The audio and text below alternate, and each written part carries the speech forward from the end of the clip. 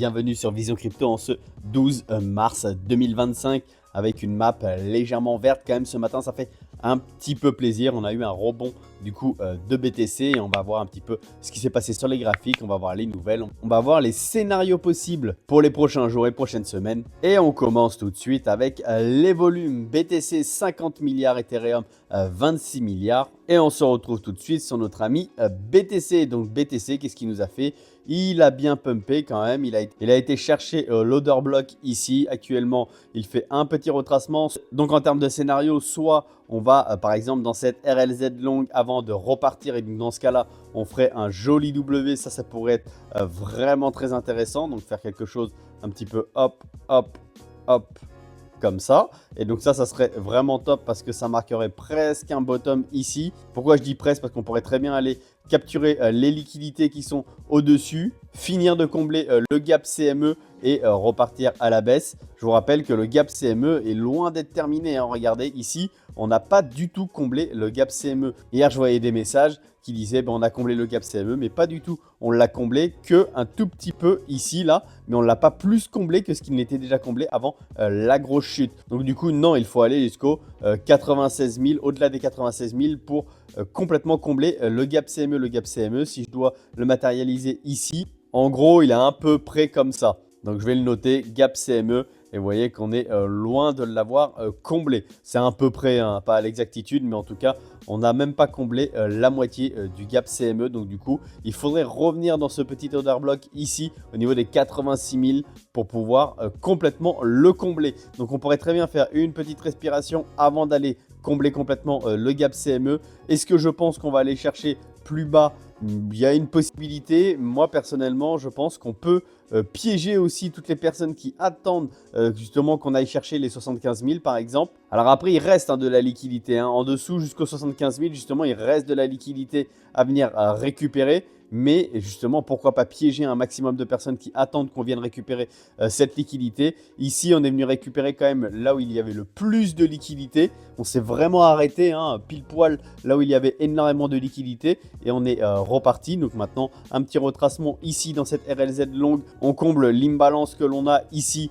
Et on repart pour combler justement le gap CME. On fait un joli W. Et après, bien entendu, comme d'habitude, il faudra attendre de voir les réactions. On pourrait très bien avoir une réaction une fois qu'on a comblé le gap CME ici et dans l'order block et avoir une réaction baissière. On pourrait avoir une réaction baissière et très très forte pour aller justement chercher la liquidité qui est au sud. Mais par contre, si on arrive à s'instancier ici au niveau des 84 000, c'est-à-dire sur la neckline ici qu'on aura breaké et repartir, ça pourrait être très très positif. Le but, je ne dis pas qu'on va aller chercher un nouvel ATH tout de suite, mais déjà quelque chose qui serait très positif, ça serait de réintégrer ici, hein, au-delà des 90 000, 91 000, 92 000, le grand range qu'on avait ici, là, si on pouvait le réintégrer, ça déjà, ça serait relativement intéressant. Je ne dis pas que voilà, on va partir et faire un nouvel ATH tout de suite, mais déjà, ça serait un bon signe, hein, et comme quoi, on n'irait pas forcément chercher plus bas, ça serait extrêmement positif.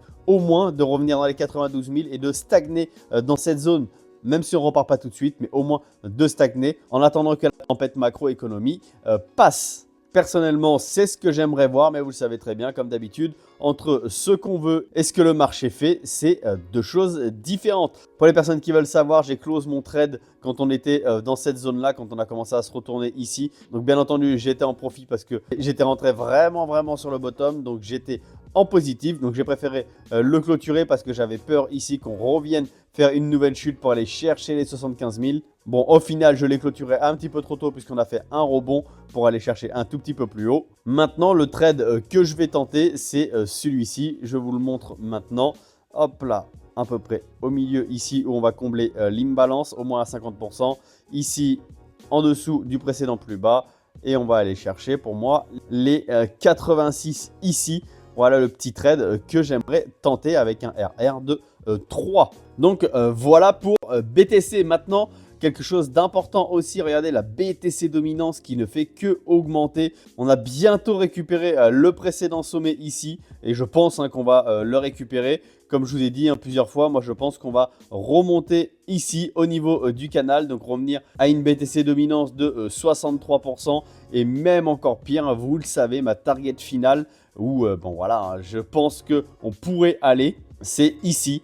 Sur cette grande trendline, si je me mets en daily, on la voit, mais sur cette grande trendline ici, au niveau des 66%, je pense qu'on pourrait revenir au niveau des 66%. Alors vous allez me dire, si on revient à 66%, les altcoins vont se faire déchirer clairement, mais pas forcément. Au fait, les 66%, si jamais il y avait un gros redépart de BTC et qu'il y avait un gros pump, que par exemple on allait faire un nouvel ATH, qu'on allait à 115, 120, 130 000, on pourrait avoir énormément de liquidités qui rentrent dans BTC et donc du coup sa Bitcoin dominance qui explose. Et les alts ne prendraient pas cher du tout. Le marché serait haussier. Les alts, c'est juste que si BTC prend, je dis n'importe quoi, 5%, les alts vont prendre peut-être que 1 ou 2%. Parce que la liquidité va aller dans BTC. Et au moment où on atteindrait cette target des 66% et qu'on commencerait à se retourner, là, ça se déverserait très fortement sur les altcoins. Et ça serait extrêmement positif. Et on aurait enfin notre altcoin season. Attention, ça en termes de horizon de temps, c'est pas pour tout de suite, clairement. Je pense que de toute façon, on n'est pas prêt de redécoller tout de suite. Je pense qu'on va attendre plusieurs semaines, peut-être plusieurs mois. Ça sera peut-être que dans la deuxième partie de l'année. Et d'ailleurs, pour ça, je vous invite à aller voir la vidéo de Cryptolease, du youtubeur Cryptolease. Vous savez d'ailleurs que c'est un youtubeur que j'apprécie beaucoup pour la pertinence de ses analyses. Et hier, il a fait une vidéo qui est, je trouve, relativement intéressante et qui explique vraiment bien. Donc, je ne vais pas faire une vidéo copier-coller, entre guillemets. Donc, je vous invite à aller voir Trump veut cette chute. Cette vidéo est relativement intéressante et ça peut peut-être vous éclairer un petit peu sur ce qui peut se passer et sur justement une temporalité. Comme quoi, c'est pas maintenant tout de suite ou la semaine prochaine que tout va exploser to the moon. Donc comme quoi, il va falloir être potentiellement patient. Donc vous connaissez mon positionnement là-dessus. Moi, je suis prêt à être patient à partir du moment où sur BTC, on ne va pas aller faire des nouveaux plus bas. Ce que j'aimerais, comme je vous ai dit, c'est remonter, regagner un petit peu, remonter au niveau des 90, 92 000. Et après, si on revient au moins dans cette zone et qu'on stagne et qu'on attend, attendre jusqu'à juin, juillet, août. Bon, tant pis, c'est pas grave. Mais ce que je veux pas surtout, c'est qu'on ait encore des chutes très violentes. Ça ferait extrêmement mal. Même si on peut, même s'il y a une possibilité encore de venir visiter même jusqu'aux 70 000.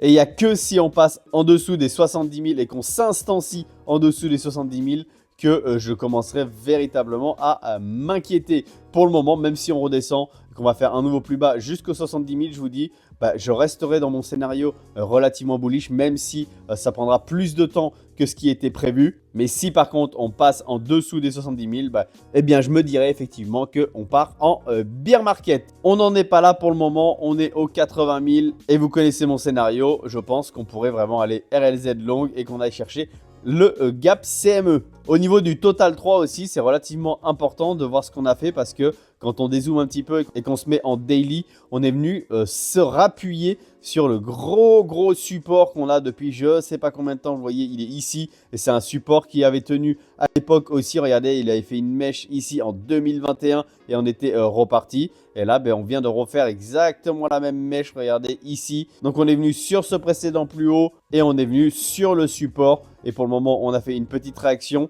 J'aurais préféré qu'on ait une énorme réaction, exactement comme la réaction qu'on avait eue ici quand on est rentré dans la RLZ longue.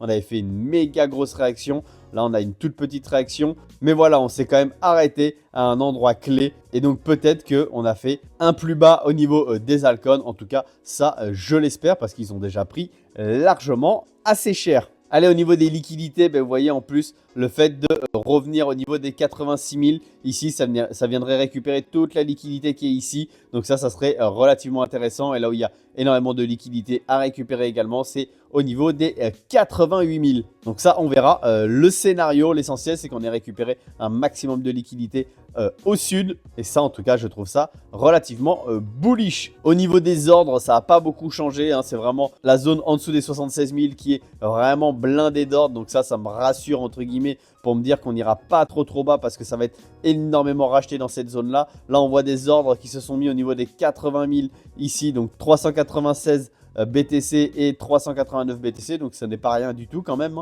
Et on voit au nord toujours, il y a 207 BTC au niveau des 84 000 et ensuite c'est au niveau des 86 000 que le prix sera arrêté. Donc on arrive à la fin du gap CME. Donc à la fin du gap CME, ben justement, c'est pour ça que je prends mon take profit. Si mon ordre est exécuté au niveau de mon trade, c'est pour ça voilà, que je prendrai mes profits au niveau des 86 000 parce qu'en plus, il y a des ordres de vente. On avance au niveau des liquidations, encore 380 millions de liquidations. On a liquidé un petit peu de short, ça fait du bien parce que c'était souvent les longs qui se faisaient massacrer. Donc là, ça change au moins un petit peu. Au niveau des ETF BTC, ben on a encore des sorties. On a vraiment énormément de sorties. Donc 371 millions de sorties encore hier. Aussi, hier, on a eu le rapport Jolt qui est plutôt par contre positif. Donc ça, c'est plutôt une bonne nouvelle. Aujourd'hui, ça va être très important aussi. Il va y avoir les IPC. Donc là, ça peut avoir une incidence sur le cours du marché si c'est plutôt positif ou négatif. Et on va regarder ça. Donc c'est à 13h30 heure française. Au niveau du Fear and Greed, on est toujours dans la peur. Donc ça, moi, ça me va parfaitement. Qu'on reste un petit peu dans la peur, qu'on ne reparte pas euphorique comme jamais. Non, parce qu'on a fait un micro-rebond. Donc non, je préfère qu'on reste un petit peu dans la peur. Je préfère que les gens se mettent à shorter fortement plutôt qu'on reparte rapidement dans le grid et qu'on se reprenne une buffet parce que les gens sont trop optimistes. Donc ça me va pour le moment que les gens soient dans la peur. On avance avec les nouvelles. Donc Clearstream, filiale de, je ne peux pas le prononcer, va proposer des services de régulation et de conservation de Bitcoin et de Ethereum aussi. Donc ça, c'est très positif. À ses 2500 clients à partir du mois prochain. Donc ça, extrêmement positif. On avance en ce sens. Aussi, donc il y a Peter Schiff. Donc vous savez, il n'est pas trop positif sur le BTC. Il n'y a pas longtemps, il avait dit quelque chose de positif sur le BTC. Et là, maintenant, il se rétracte un petit peu. Donc maintenant que le BTC est tombé en dessous de 77 000, il est en baisse de 30% par rapport à son record de janvier. Il est difficile de voir la raison pour laquelle le gouvernement américain détient Bitcoin comme un actif de réserve alors qu'il peut perdre autant de valeur marchande si rapidement. La logique serait plus difficile à voir quand il sera en baisse de 50%. Donc pour lui, on va continuer à baisser. Donc, de nombreux millionnaires en crypto vont avoir besoin d'un emploi. Ouais, bon, lui, il est ultra pessimiste et bon, il est un peu dans son monde. Mais bon, c'est vrai, ça fluctue beaucoup. Mais le but, quand même, c'est justement de le stabiliser. Plus il y aura de liquidité dans BTC, moins il y aura de fluctuations et moins ce sera possible d'avoir des moins 30%, moins 50% sur BTC. Allez, on continue. Ça, c'est des bonnes nouvelles quand même. Donald Trump envisage de réduire les droits de douane imposés au Canada. Ça, c'est vraiment une très très bonne nouvelle. Ça serait vraiment top. Et on continue avec une autre bonne nouvelle. Le Canada accepte de suspendre les droits de douane de 25% sur l'électricité fournie aux États-Unis. Donc ça aussi, ce qui serait bien, c'est que ils arrêtent de faire la surenchère de celui qui augmente le plus les droits de douane et qu'ils trouvent vraiment un compromis, qu'on n'en parle plus parce que ça, c'est ce qui appuie très fortement sur les marchés. Et donc, on a vraiment besoin de retrouver un peu de stabilité. Donc ça, c'est clairement à suivre. Voilà la team, on va profiter de cette map verte le temps qu'elle est verte. J'espère que demain, elle le sera également. Encore une fois, n'hésitez pas pour toutes les personnes qui ne sont pas abonnées à cliquer sur le bouton abonné. Vous savez que ça soutient mon travail et ça me fait extrêmement plaisir. Et en plus, c'est complètement gratuit pour vous. Je vous laisse là-dessus. Passez une excellente journée. Et je vous dis à demain dans la prochaine quotidienne. Et surtout, restez curieux. Ciao!